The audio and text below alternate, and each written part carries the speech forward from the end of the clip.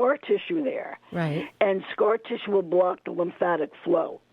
So as the horse ages, if your horse stocks up in the sheath area, that means most likely there's some scar tissue built up. You need to exercise it. If the swelling remains, you really need a massage. It's a very simple technique, so you have to know where to move the fluids. You have to know the anatomy of the horse, and we train people how to do this, but it is definitely manageable. Don't leave a horse left out there with a swollen sheath. Absolutely not. Hey, we got a caller. Caller, what's your name and where are you calling from? Paula Kioski, Florida, New York. Hey, how are you doing this morning? Good, how are you? Good. I hope you're holding up out there over in Florida, New York. And Paula, we had a trivia question. Kristen, go ahead and ask it. Okay, Paula, can you tell us the name of a breed that has a tendency to get lymphedema? I don't know if draft horse is a breed or a quarter horse. Ding, ding, ding, ding, ding. Both of those. Yes, you were listening. Thank you very much. All right, Paula, thanks for calling in. What's your favorite radio station? WTBQ. Absolutely. There you go. You go, just girl. wait. These Neil Tall socks that you're winning are awesome. All right, Frank. What is it again? What is it? They're tall socks to put in your riding boots. They're adorable. Oh, they're really, really nice. By Dreamers and Schemers. Okay, thank you. All right, Paula, thanks for calling in. All right, Theresa, you still with us? Theresa? Yes, I'm here. All right, so let's get back. Equine lymphedema is a complex condition that we don't fully understand, but you are the expert, and you are seeking and collecting data so that you can quantify this and the impact in the horse industry. You've been doing this for quite some time, but you need help, don't you? So let's give if you wouldn't mind, give your website, give contact information so listeners can reach out and be a part of your research study if they may. Right. I would tell you to go to the Facebook.com Heal Equine and go down to where you see the map with the pins. Click on that and you can answer the survey. I'd like to share with you some of the interesting aspects of the survey. One of the things is the average cost is around, for the owners. Now, this is going from East Coast, West Coast, North and South, so it's all together. Okay. Depending where you live, the costs are going to be a little bit higher. Right. Up here in the Northeast, it's going to be a little bit higher than the number that I'm giving you. So it's about $1,150, okay? And this is a progressive disease. So every year, you're most likely going to get a flare-up with a swollen leg or something. Right. And that's going to end up to be $550, okay, on top of the $1,150 that you already spent. So what we found out, 55% of horses with CPL after they've been diagnosed, have problems with abscesses. This is a huge problem. So 50% of the people out there who have drafts, who have CPL, most likely are going to run into abscesses. Now you're running into a little bit of vet bills, possibly the farrier. You're going to know the drill with that one. The other one is 30% of the horses colic. Wow. 30%. 30% of them are colicking. On within a certain period of time? After they've been diagnosed with the SIPO. Okay. So, and then afterwards, 22% are coming down with founder. Wow. And you're looking at, I was just Googling the other day the statistics for the colic. They said the average colic incident is $2,000. Oh, sure. And then if you need surgery, you're in deep trouble. So, right now, I'm being very conservative. In 3 years, the average person, regardless where you are in the country, will spend $8,350 on swelling that still doesn't go away.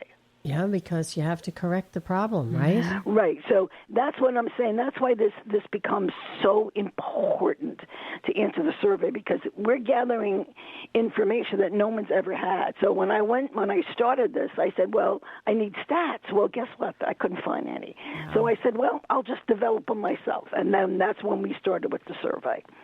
So the best thing, and the survey costs nothing. We're not asking for money. We just want a little bit of your time to go complete it. And they can find this on your Facebook page? Because I'm on your Facebook page right now. Do you see it? Do you see this, the map? Yeah, down at the bottom on the left-hand side, all those little pins. Yep. I see. Be a part of the research. Heal is gathering the data, and as I said, conducting the research. So all you have to do is click on that and you'll connect with Theresa Mueller, and she from HEAL Equine. And you can be a part of the research study, just a little bit of time. But it's important because this is an important chronic problem that people have that they don't know how to solve, and maybe they don't even know if their horse has it. Oh, absolutely. That's another thing. Most people just think, they're just stocking up. Yeah. That's what I wanted to say when we went to the break. Don't people just say, "Oh, they're stocking up. Let me get them." So Kristen's not a horse person, so she's saying, "What in the world is that?" Yeah. Well, I'm also wondering about people who just maybe in a rural area. At where I grew up, there was a horse that was like a family pet, and if there was something wrong with it, they'd say, "Oh, yeah, he's got colic." And they kind of leave them out in the field and see if they get better. Oh, we have another caller. Caller, what's your name and where are you calling from? Hi, my name's Dan Gruen. I'm up near Utica, New York. Hi, Dan. How are you doing today? I'm doing well. I frequently call up with stuff about the Brookfield State Lands, the 9,000 acres, 14,000 acres of 100 miles of horse trails. So give us some info. We got about 2 minutes, so fill us in, and then we'll get back to Theresa on lymphedema. And you guys need to connect because you're very well connected in the horse world. So what's up? Well, they're going to be passing some new rules about using the Moscow Hill camping areas, and these are basically rules that match alongside what Otter Creek is doing, but they're looking for public comment before the rules take effect. Mm-hmm. And there are 2 websites people need to know. Well, a website and an email address people need to know. The first website is www.dec.ny.gov/regulations/2359. Okay, that's the actual regulations.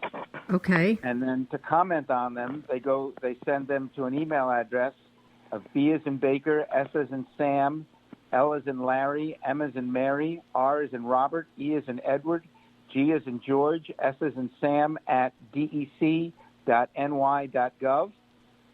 And I looked at the regulations, and I don't see anything that seems onerous or unreasonable, but other people may, of course, have other opinions. And either way, please send a comment to DEC so that they know that people are looking at them and thinking about them. Dan, hey, you know what? I appreciate you calling in all the time, keeping us informed of what's going on. And what we're going to do right now is we're going to post that up on the Facebook page, okay? Great. And let's go ahead. All right. Thanks for calling in, Dan. What's your favorite radio station? Horse Talk. Horse Sense Radio. WTVQ, WGHT. Who's your favorite listener? Dan the man. Hey, Dan, have a great day. You too. Thank you so much. Bye. All right, let's get that up on our Facebook page. Yeah, I hope I don't do any typos, man. He's a fast talker. I wrote it down, too. But let's get back to Theresa because we're going to run out of time about this hot topic. Yeah. All right, so research study. So I checked out the Facebook page. You can be a part of HEAL and the research study on this important topic. Now, Theresa, what else do you want to share with our listeners? Because this is a lot of information. That it's not curable. That's the first thing they need to know because they're looking for a cure. There is none at this time. However, it's very manageable. Right. That's the key. And you need to be educated on what works and what doesn't work. That's very, very important. A standard wrap is not what we would recommend because it restricts the lymph flow and the circulation, where the type of wrapping that we do, it actually facilitates it, so it helps build memory into the lymphatic system is what you want. So many horses can actually, over a period of time, you don't have to wrap them anymore. And some, the disease progressed for a long time. There's damage that cannot be undone because the lymphatic system doesn't exist anymore. So, but there is a lot of hope. What do you mean the lymphatic system doesn't exist anymore? What happens is that lymph fluid is toxic. Okay. And what it does, that high-level protein eats and destroys the lymphatic vessels that carry the lymph fluid. So if the disease has been progressing for a long, long time, there may be permanent damage to some of the lymphatic system, and some of it has actually been destroyed because it's the protein in there. And it's interesting about this. The protein, the high-level protein, is associated with cardiac disease in humans, dementia, and Alzheimer's. So that's plaque that's actually just sitting there eating away at everything. So the lymphatic system is not only important for the horse, it's important for us humans. Oh, absolutely. Yep. That's very scary. So when somebody says to me, somebody's got dementia or Alzheimer's, cardiac disease, diabetes, they're telling me they've got an impaired lymphatic system. Yeah, the lymphatic system is critical. In Raindrop, you actually, and you do this, you know how you work, and you use the feet. You actually pump the feet. Yes. And with horses, they have, tell our listeners about why the frog of a horse is so important, why the hoof is so important. Well, first of all, wherever there's circulation, there's going to be lymph, and there's tremendous amount of circulation in the hoof. And they have the little lymphatic pumps there. This is why manual lymph drainage becomes so important. Even if your horse doesn't have lymphedema, it may have, let's say, tendinitis or laminitis or had founder. When you massage that leg, you're actually pulling, because it acts like a suction. It goes. So when you know where the drains are on the horse, there's 4 major drains on the horse. You're going to move that lymph to those drains. Where are they? Can you tell us where they are? They're the point of the neck and the point of the hip on each side. Okay. And so when you massage it, you're actually causing the little lymphatic, the vessels. It acts like a suction. Yeah. So when you're massaging it, it's actually pulling the lymph fluid from the hoof out, so you can take it to the drain so it can get into the circulatory system, and then you get into the urinary system. And get it out of the body. Right. Out of the body. Right. And here's something very fascinating about tendinitis. And we all know, I don't think anybody's had a horse that didn't have a problem with a tendon, especially if they're doing eventing or any kind of stressful event. The latest research that I have read, just in the last couple of months, is that the tendon is not inflamed. It's not an inflamed tendon. This is very interesting. What it is, they believe, and they said tendons do get inflamed, but not at the rate that we think. They think the cause for tendinitis is a metabolic chemical issue in the interstitial space where all the chemicals are.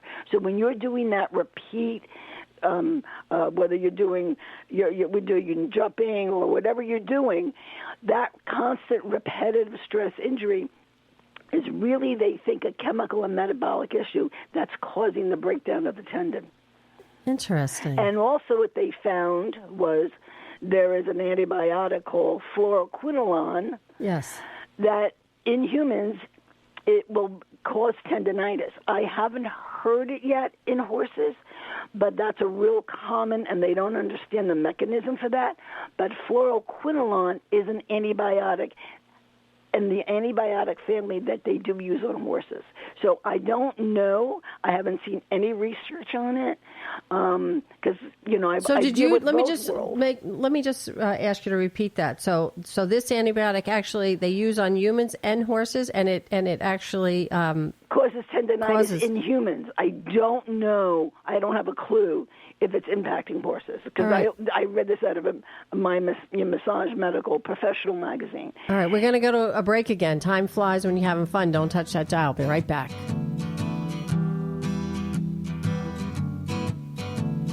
Hi, this is Don Oriolo, welcoming you to Blue Arrow Farm, 86 Glenwood Road in beautiful Pine Island, New York. You'll love our outdoor entertainment. Check out our happy bees in our apiary. They make great honey. And come see our horses from our horse rescue. We also grow hops, hay, and we feature a butterfly sanctuary. Book your special events at Blue Arrow, outside or inside our beautifully restored barns. For more information, you can go to Facebook/Blue Arrow. Hi, this is Professor Richard Hull, host of the Warwick Historical Society's weekly show, History Alive. Tune in every Monday at 11:05 to learn how history is your past, present, and future. Radio worth listening to. Hi, this is Peter Feller of A&T Healthcare, your one call for the finest in home healthcare. Tune in every Thursday at 10 a.m. to hear the latest news on everything health-related, because your health does matter. That's Health Matters every Thursday at 10 a.m. WTBQ. Good morning, Rebecca.